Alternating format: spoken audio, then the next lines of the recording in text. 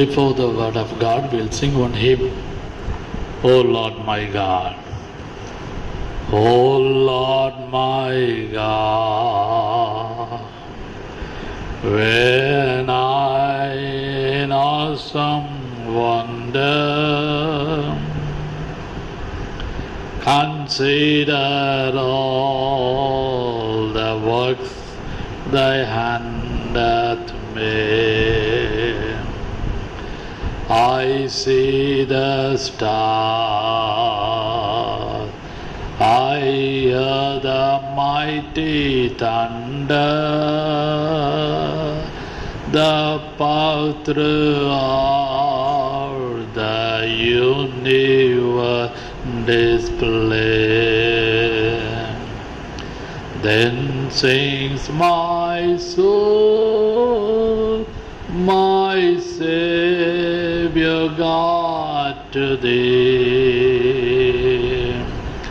How great thou art, how great thou art. Then sings my soul, my Savior God, to thee. How great thou art, how great thou art. And when I think that God is Son not sparing, send him to die, I scarce can take it in, that on the cross my burden gladly bearing, he bled and died to take away my sin. Then sings my soul, my Savior God, to thee. How great thou art, how great thou art. Then sings my soul, my Savior God, to thee. How great thou art, how great thou art. When Christ shall come with shouts of acclamation to take me home, what joy shall fill my heart. Then shall I bow in humble adoration and there proclaim, my God, how great thou art. Then sings my soul, my Savior God, to thee. How great thou art, how great thou art. Then sings my soul, my Savior God, to thee. How great thou art, how great thou art. Amen. Hallelujah. How great thou art. எவ்வளவு நீர் பெரியவர். He is greater than. வேதம் சொல்லுகிறது யோனாவிலும் பெரியவர், சாலமோனிலும் பெரியவர். Greater than Solomon, greater than Jonah. இந்த காலவெளியிலே He is greater than. எல்லாவற்றுக்கும் மேலாக அவர் உங்களுக்காக எனக்காக நின்று கொண்டிருக்கிறார். அதுக்காக கையில் வைத்து கர்த்தரை ஸ்தோத்திரிக்கலாம். Let's all praise God. Hallelujah, hallelujah, hallelujah. Amen. கர்த்தருக்கு ஸ்தோத்திரம். கர்த்தருடைய பரிசுத்த நாமத்துக்கு மகிமை உண்டாவதாக.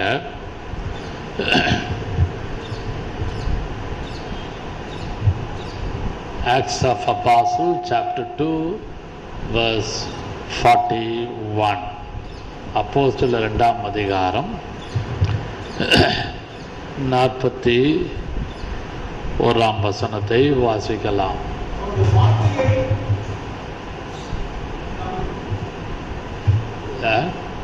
அவனுடைய வார்த்தையை இருங்க. Acts of Apostles chapter 2 verse 47. தேவனை துதித்து ஜனங்கள் எல்லாரிடத்திலும் தயவு பெற்றிருந்தார்கள். ரட்சிக்கப்படுவர்களை கர்த்தர் அனுதினமும் சபையிலே சேர்த்து கொண்டு வந்தார். ஹல்லேலூயா. கவனிங்கள். Praising God and having favor with all the people, and the Lord added to the church daily such as should be saved.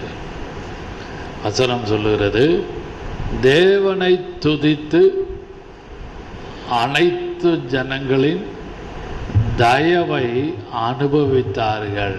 அவர்கள் வசனத்திலே பார்க்கிறோம்,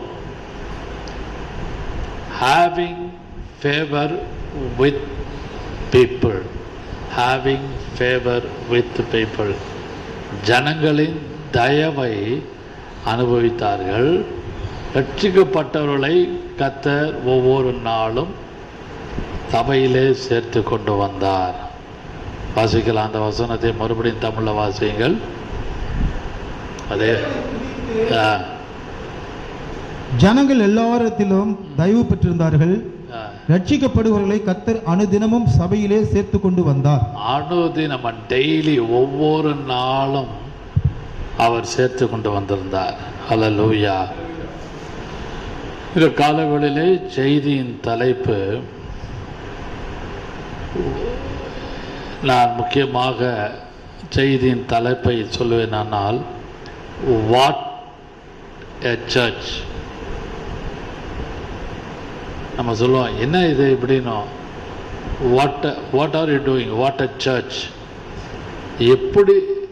எப்படிப்பட்ட சபை அல்லது சபை குறித்து வாட் அ சர்ச், என்ன சபை இப்படி இருக்கு அப்படின்னு சொல்லுவோம். இல்லை சபையா இது, இல்லை சபை இப்படி இருக்கு. ஒரு ஆச்சரியமாக, ஒரு ஆச்சரியக்குறியோடு வாட் அ சர்ச். அன்பான கர்த்தருடைய பிள்ளைகளே, இந்த 2ஆம் அதிகார கடைசி வசனத்திலே ஏறக்குறைய ஒரு 4 குறிப்புகள் அடங்கிற 4 points are embedded in this verse. What a church.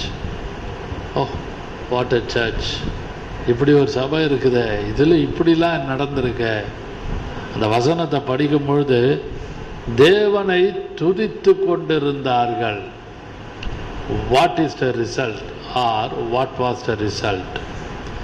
அன்பான கர்த்தருடைய பிள்ளைகளே, இந்த 47ஆம் வசனத்தை கர்த்தருடைய பரிசுத்த ஆவியானுடைய ஒத்தாசை கொண்டு அடியான் படித்து தியானித்து கொண்டிருந்த பொழுது ஒரு 4 குறிப்பு, there are 4 points in it. எல்லாமே ஆங்கிலத்தில் சொல்லுவேனால் நம்ம சொல்லுவோம் டுவார்ட்ஸ் மவுண்ட் ரோடுன்னுவோம். நான் ஒரு இன்ட்ரடக்ஷனாக இப்போ டுவார்ட்ஸ் மவுண்ட் ரோடு வழியாக போகலாம், டுவார்ட்ஸ் மவுண்ட் ரோடு, டுவார்ட்ஸ் ரவுண்டானா, இந்த பக்கமாக அந்த வழியாக போகலான்னு சொல்கிறோம்ல. அதுபோல் இந்த வசனத்தில் இந்த WARD 3 பாயிண்ட் 4 பாயிண்ட்டை நான் உங்களுக்கு மனதிலே விளங்கும்படியாக சொல்லுகிறேன். God word, man word, church word self word. May I repeat for your knowledge and understanding. God word. இரண்டாவதாக man word. மூன்றாவதாக church word. நான்காவதாக self word. Hallelujah. முதலாவது குறிப்பிலே பார்க்கும் பொழுது they were praising God. They were praising God. அதாவது அந்த வசனம் praising God. கர்த்தரை துதித்து கொண்டிருந்தார்கள். எப்படி? Towards God. That is God. I am telling the first point. Toward God. God's word. வார்த்தை அல்ல, not the word of God. அந்த வார்த்தை towards word. அப்படியானால் தேவனை நோக்கி, அதான் முக்கியமான வார்த்தை உங்களுக்கு, தேவனை நோக்கி துதித்து கொண்டிருந்தார்கள். Why they were praising God? ஏன் கர்த்தரை துதித்து கொண்ட? Towards God. கர்த்தரை நோக்கி அவங்க they were praising God. அன்பான கர்த்தருடைய பிள்ளைகளே, நீங்களும் நானும் கர்த்தரை ஸ்தோத்திரிக்க கடமைப்பட்டிருக்கிறோம். சங்கீதக்காரன் சங்கீதத்திலே 34ஆம் சங்கீதம் 1வது வசனத்தில் Psalm 34:1 கர்த்தரை நான் எக்காலத்திலும் ஸ்தோத்திரிப்பேன். I will praise at all time. All time, எக்காலத்திலும். இந்த இடத்துல நான் முக்கியப்படுத்துகிற ஒரு வார்த்தை, they were praising God. Praising God. அவங்க எல்லாம் கர்த்தரை துதித்து கொண்டிருந்தார்கள்.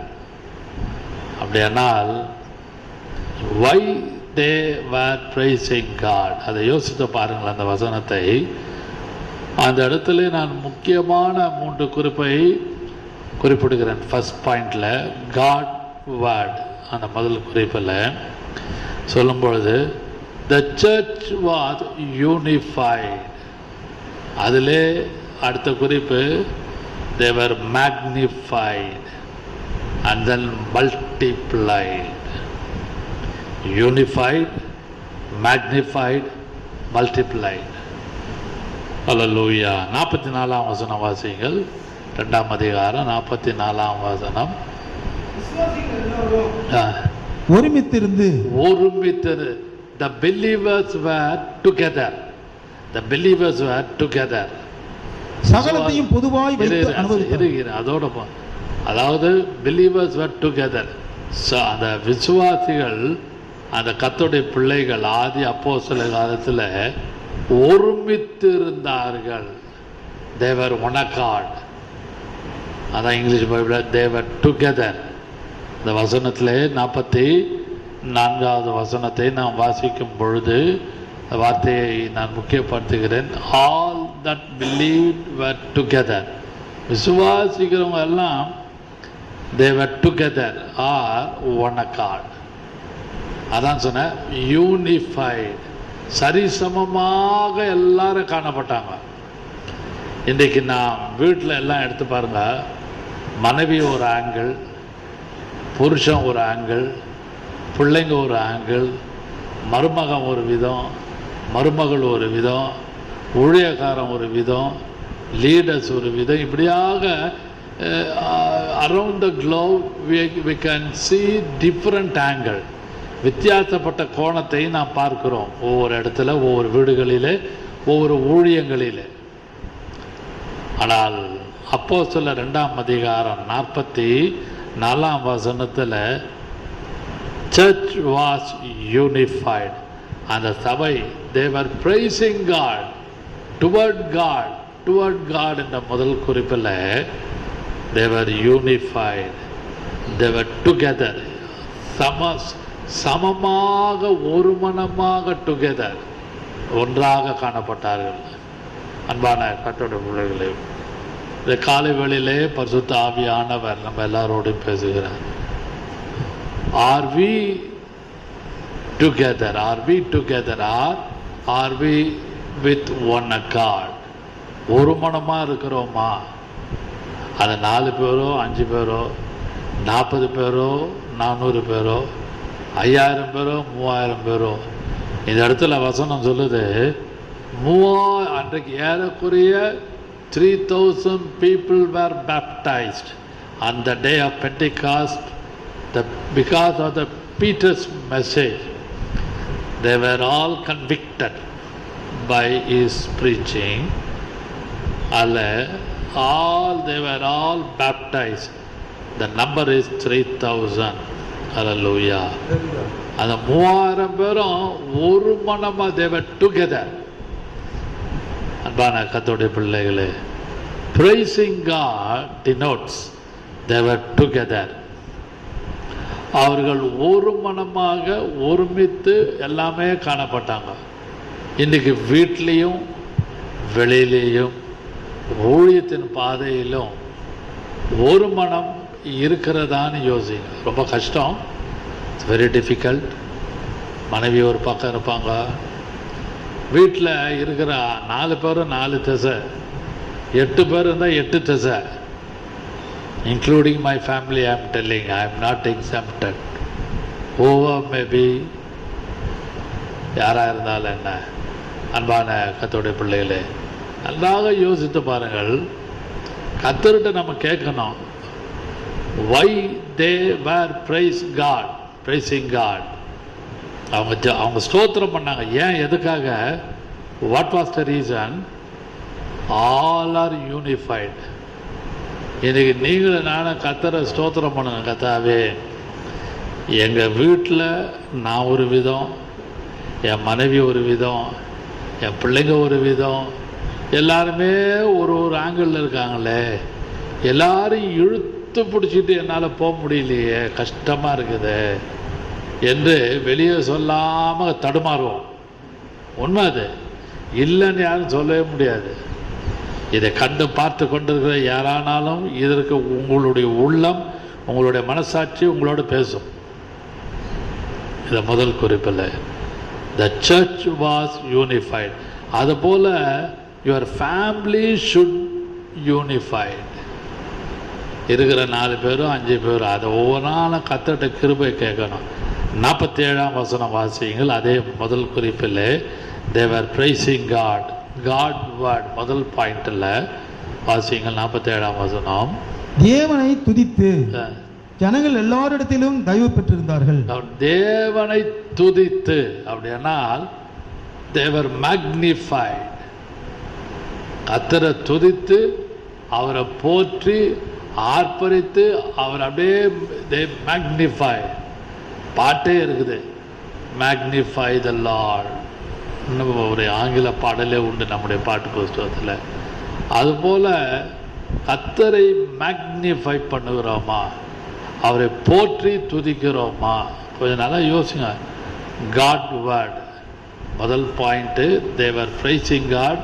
அந்த காட் வேர்ட் என்ற குறிப்பில் the church was unified, they were magnified, they are magnifying the Lord Jesus. அப்புறம் அதே 47ஆம் வசனத்தை கொஞ்சம் வாசிங்க, பார்க்கலாம். தயவு பெற்றிருந்தார்கள், ரட்சிக்கப்படுகிறவர்களை கர்த்தர் அனுதினமும் சபையிலே சேர்த்து கொண்டு டெய்லி அனுதினமும் ஒவ்வொரு நாளும் அனுதினமும் கர்த்தர் அவர்களை சபையிலே சேர்த்து கொண்டிருந்தார் என்று சொல்லும் பொழுது மல்டிப்ளைட்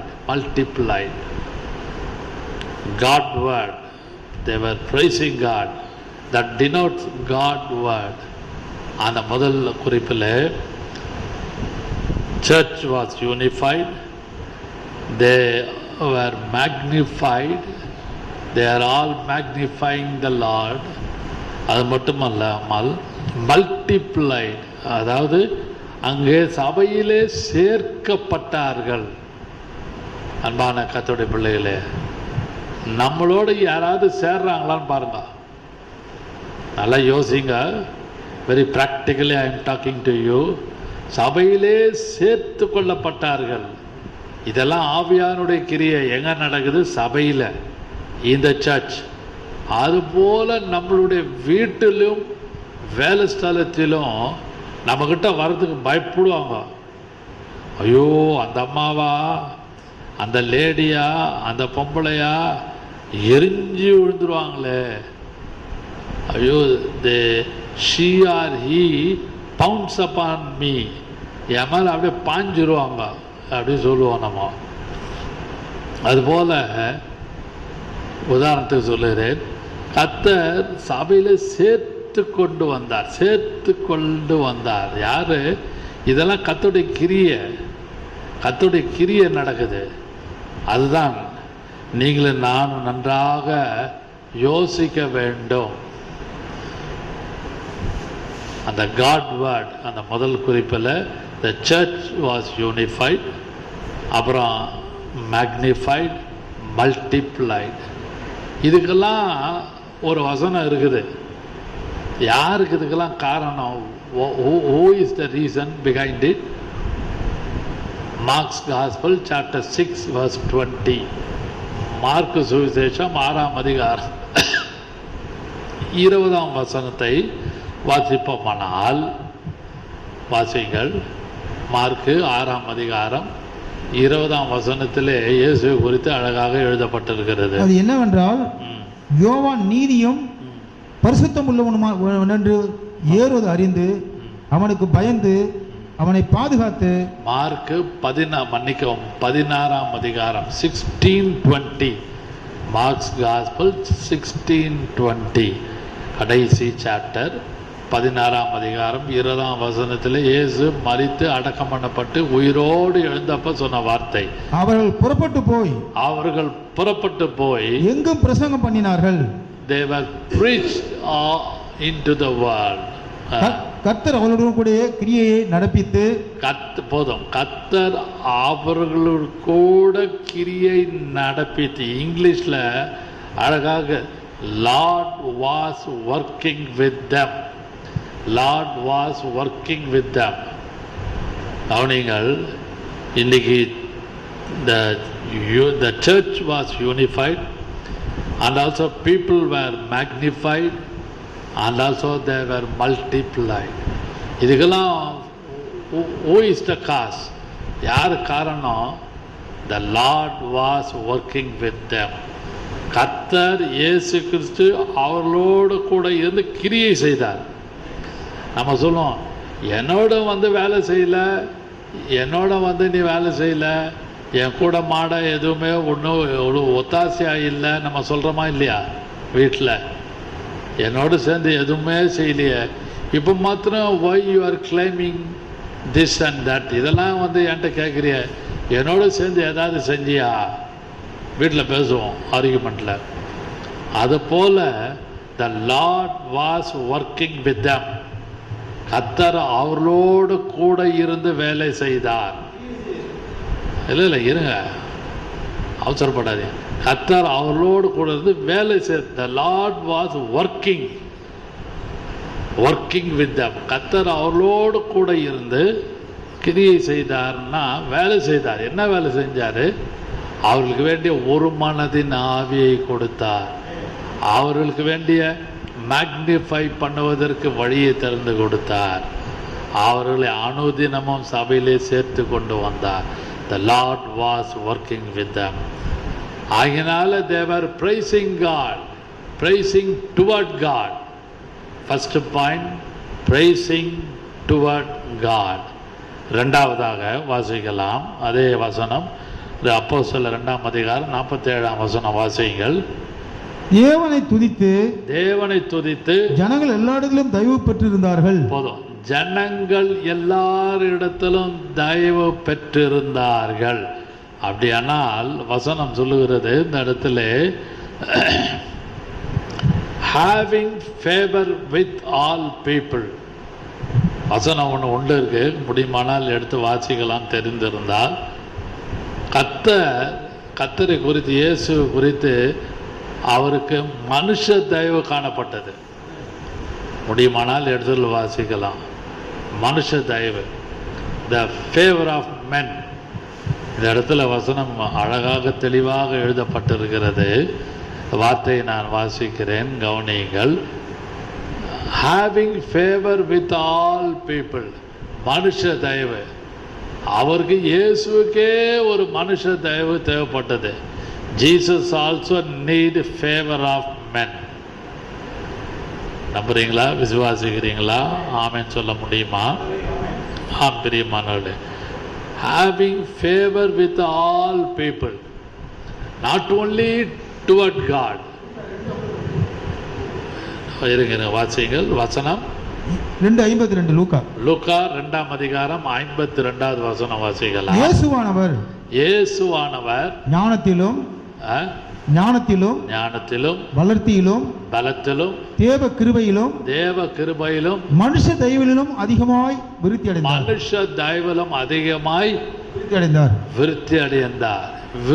அடைந்தார். யாரு? who Jesus needed, or he is also with favor of men. He need, although he was God, coming down all the way from heaven, walking with as a human being, walking with he is like a human being. எல்லாமே அப்படி மனுஷ அவதாரமாக இருந்தாலும் he need favor of men. மனுஷ தயவு எல்லாருக்கும் தேவை. இன்னைக்கு மனுஷ தயவு நமக்கு கிடைக்குதான்னு யோசிங்க. இந்த 2ஆம் அதிகாரம் 47ஆம் வசனம் ரொம்ப ஆழமான வசனம், 4 குறிப்பு இருக்கு. அது எதை காட்டுகிறது? having favor with all peopleனா, that is called man word. முதலாவது God word, towards God. This is towards men, man word. எல்லாரிடத்திலும் மனுஷ தயவு. இன்னைக்கு நமக்கு மனுஷ தயவு இருக்குதான்னு யோசிங்களேன். இயேசுக்கே அது தேவைப்பட்டதுங்க இந்த உலகத்தில். although he is from heaven, coming from heaven, or he came from heaven and walking with the people, he needed favor. அவருக்கு தயவு வேணும். என்ன தயவு? மனுஷ தயவு. இந்த மனுஷ தயவு உங்களுக்கும் எனக்கும் இருக்கிறதான்னு யோசிங்க. இங்கே வசனம் சொல்லப்பட்டிருக்குது, ஜனங்கள் எல்லாரும். இந்த வார்த்தையில் ஜனங்கள் தயவை, மனுஷ தயவை அனைத்து ஜனங்கள், வித் ஆல் பீப்புள். இங்கிலீஷில் அழகாக எழுதப்பட்டிருக்கிறது, having favor with all people. எல்லாரோடும் அவர்களுக்கு ஒரு தயவு காணப்பட்டது. இன்றைக்கு கொஞ்சம் வீட்டில் இருக்கிற 10 பேரோ 20 பேரோ, ஆர் இந்த ஜாப், ஆர் இந்த மினிஸ்ட்ரி, ஆர் இந்த ஃபேமிலியில் ஒரு தயவு இருக்குதா? Is there a favour for me? Is there a favour for us? அதெல்லாம் கொஞ்சம் யோசிங்க. மனுஷ தயவு நமக்கு இருக்குதான்னு யோசிங்க. கர்த்தர் நம்மளோடு பேசுகிறார். 2ஆம் அதிகாரம் 47ஆம் வசனத்தில் ஜனங்கள் எல்லாரும் மனுஷ தயவினாலே காணப்பட்டார்கள். ஒருத்தருக்கு ஒத்தாசை, ஒருத்தருக்கு உதவி. இப்படிப்பட்ட ஒரு ஒத்தாசை, உதவி இருக்குதா? சும்மா எடுத்தோன்னே எனக்கு ஒத்தாசை வரும் பருவம் நேராக என் கண்களை ஏறெடுப்பேன்னு சும்மா ஜெபம் பண்ணுறக்கூடாது. கர்த்தாவே நீதான் எனக்கு ஒத்தாசை, நீதான் எனக்கு ஒத்தாசை, என் கண்களை உங்க நேராக எனக்கு. Yes, we need God word. What about man word? மனுஷ தயவு இருக்குதா? நமக்கு மனுஷ தயவு இருக்குதான்னு யோசிக்கும். இந்த 2ஆம் அதிகாரம் 47ஆம் வசனத்திலே ஆவியானவர் இந்த காலை வேளையிலே உங்களோடும் என்னோட பேசுகிறார். செகண்ட் பாயிண்ட் என்னவென்றால், having favor with all people, man word. எல்லார் இடத்திலும் நமக்கு மனுஷ தயவு இருக்குதான்னு யோசிக்கும். அப்படி இல்லைன்னா கர்த்தர்ட்ட நீங்களும் நானும் கேட்கணும்.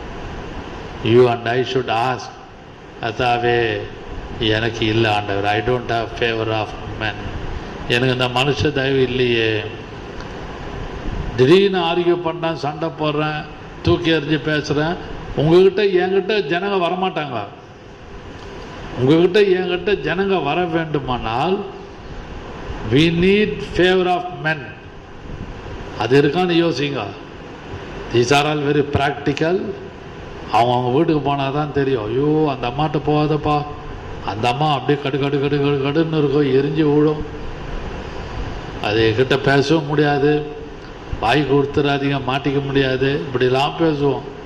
ஆனால் ஆதி அப்போஸ்தல காலத்திலே இருந்த அந்த சூழ்நிலையிலே சபையிலே பார்க்கும் பொழுது அங்கே ஒரு வார்த்தை, டுவர்ட் மென்.